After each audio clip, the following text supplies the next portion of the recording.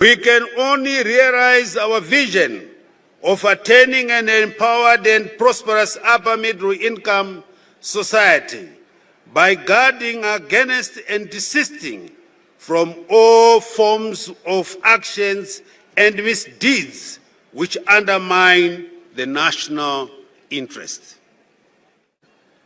Foremost is corruption and all forms of related unethical and self-conduct, especially in respect of business transactions at whatever level, small, medium to large economic units. Any act of shady dealings and acts of deceit goes towards undermining the ideals of which these gallant national heroes sacrificed. A loud and clear no to corruption by whomsoever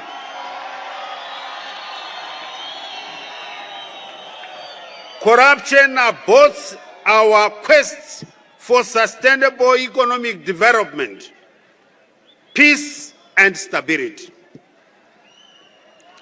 Our struggle for independence was founded on the values of unity and love. Lack of respect for each other and petty jealousy are mortal sins, which cannot be forgiven here on earth and in heaven. We should respect one another and continue to be guided by the ethic of Ubuntu, taking cognizance of the fact that every Zimbabwean who was born as we fought for our independence contributed in different yet important capacities towards this one sacred goal.